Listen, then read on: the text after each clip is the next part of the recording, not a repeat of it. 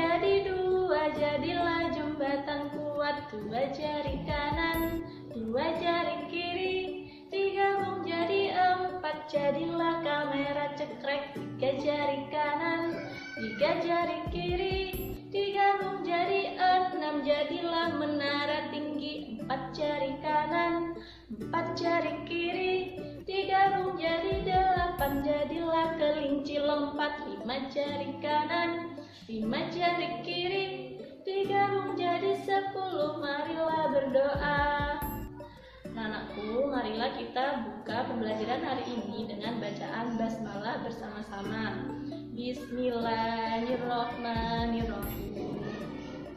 Alhamdulillah, ketika kita sudah berdoa, berarti tandanya kita sudah siap untuk melakukan pembelajaran hari ini. Anak-anakku, hari ini kita masih belajar tema 1, yaitu tentang apa? Tema 1 tentang pertumbuhan dan perkembangan makhluk hidup. Namun hari ini kita akan belajar subtema 3. Tentang apa subtema 3 itu?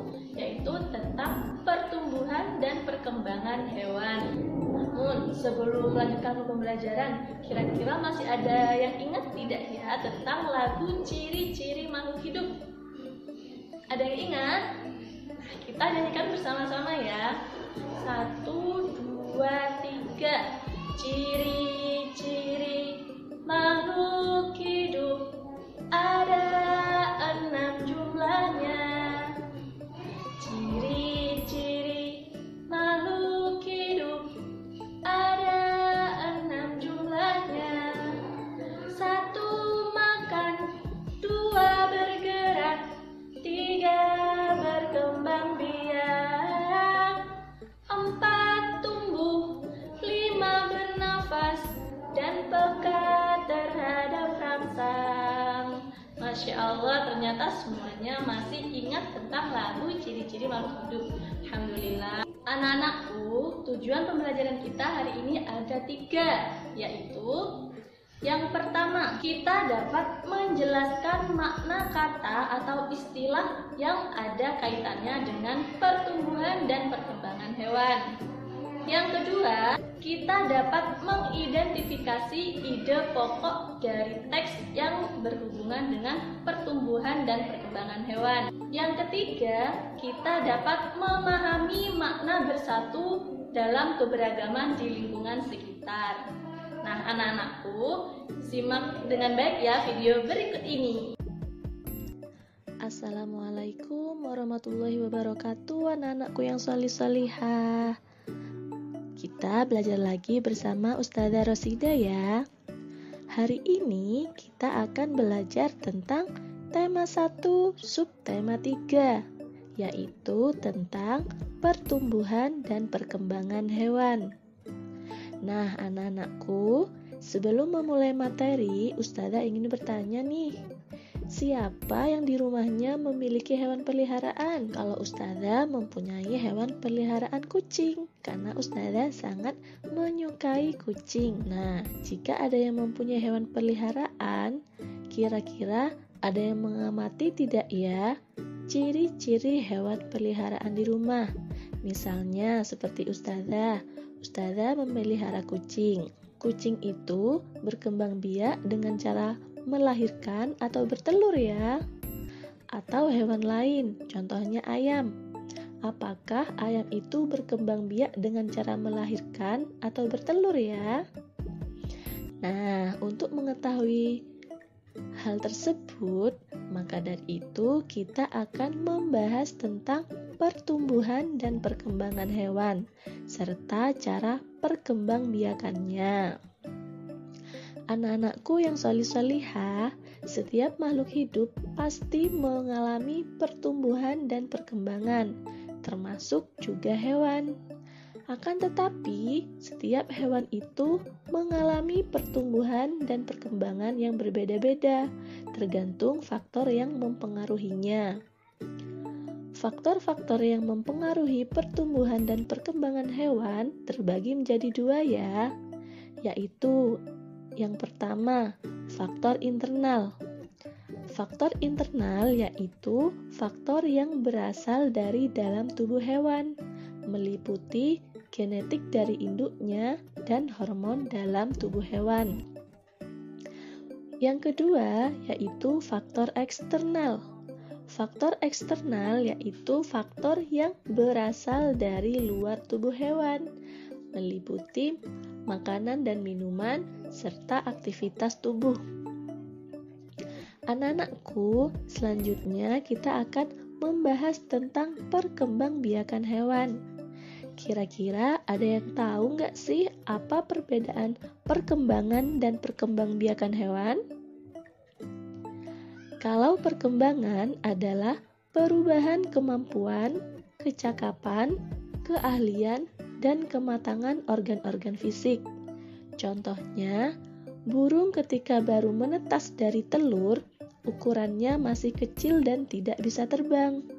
Nah, seiring berkembangnya waktu, burung tersebut kemudian bertambah besar dan bisa terbang.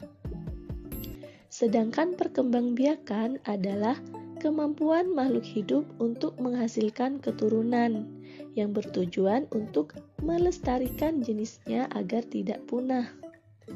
Anak-anakku, berikut adalah cara perkembangbiakan hewan. Yang pertama, bertelur atau sering dikenal dengan istilah ovipar. Contohnya yaitu ayam, burung, kupu-kupu, dan lain-lain.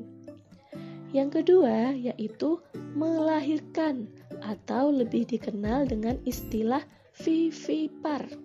Contohnya yaitu kucing, sapi, kambing, dan lain-lain. Dan yang ketiga yaitu bertelur dan melahirkan atau lebih dikenal dengan istilah ovovivipar. Nah, bagaimana maksudnya Ustazah? Bertelur dan melahirkan. Hewan tersebut bertelur, tapi telurnya menetas di dalam tubuh induknya. Lalu induk tersebut mengeluarkan anaknya dengan cara melahirkan. Contohnya yaitu buaya, ular kobra, kadal, dan lain-lain. Nah, sekarang dibuka buku tematiknya ya anak-anakku, yaitu subtema 3. Dicari ada sebuah teks tentang pertumbuhan ayam. Kita baca bersama-sama ya. Ayam merupakan salah satu makhluk hidup.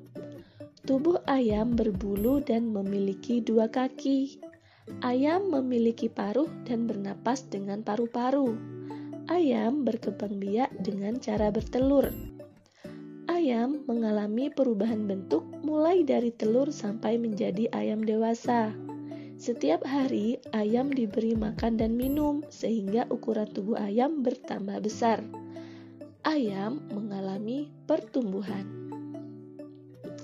Nah, sekarang coba dibuka teks yang kedua. Dicari yaitu ada sebuah gambar anak perempuan bersama kucingnya dengan judul Pertumbuhan Kucing. Sudah ketemu? Kita bahas bersama-sama ya. Hari ini Siti senang sekali. Kucing peliharaan Siti melahirkan 5 anak kucing yang lucu. Anak kucing yang dilahirkan memiliki warna yang berbeda. 3 anak kucing berwarna putih seperti induknya. 1 anak kucing berwarna hitam, 1 anak kucing lainnya berwarna belang. Siti senang memelihara kucing karena kucing termasuk hewan yang pintar. Siti menyiapkan tempat tinggal kucing dan menjaga kebersihannya. Setiap hari Siti memberi makan, minum, dan memandikan kucingnya secara teratur. Kucing peliharaan Siti tumbuh besar. Kucing Siti mengalami pertumbuhan. Siti sangat menyayangi dan menjaga hewan peliharaannya. Nah, anak-anakku, kita sudah mempelajari pertumbuhan dan perkembangan hewan. kita sudah mengetahui bahwa hewan berkembang biak dengan cara yang berbeda-beda. Setiap tahapan perkembangbiakan hewan juga berbeda-beda.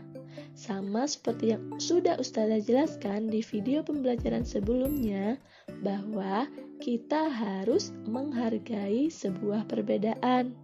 Sikap menghargai perbedaan termasuk pengamalan sila Pancasila. Ada yang masih ingat tidak? Menghargai perbedaan itu termasuk ke dalam pengamalan sila keberapa? Ya, pintar sekali. Menghargai perbedaan itu termasuk ke dalam pengamalan sila kedua dengan bunyi kemanusiaan yang adil dan beradab, yaitu dengan simbol sila kedua adalah rantai emas. Selain menghargai, kita juga harus menjaga persatuan dan kesatuan dalam kehidupan sehari-hari.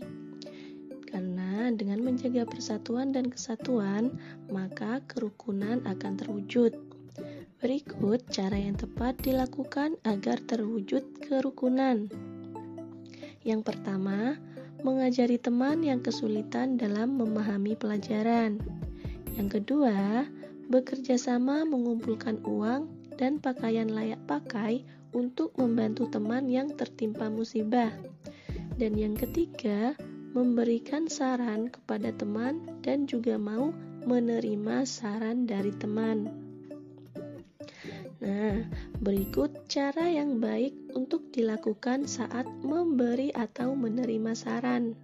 Yang pertama, saat teman melakukan kesalahan, ingatkan dan berikan saran dengan santun. Yang kedua, saat kita diingatkan karena melakukan kesalahan, ucapkan terima kasih dan perbaiki kesalahan tersebut. Dan yang ketiga, saat berdiskusi di kelas, angkat tanganmu sebelum menyampaikan saran atau pendapat. Dan yang keempat, jangan memotong pembicaraan orang yang sedang memberikan saran atau pendapat. Alhamdulillah, pelajaran hari ini sudah selesai. Maka dari itu, mari kita tarik kesimpulan bersama-sama. Yang pertama, kita sudah belajar tentang istilah dalam pertumbuhan dan perkembangan hewan, yaitu ada kata atau istilah ovipar, vivipar, dan ovovivipar. Ovipar merupakan cara berkembang biak dengan bertelur. Vivipar merupakan cara berkembang biak dengan melahirkan. Dan ovovivipar merupakan cara berkembang biak dengan bertelur dan melahirkan.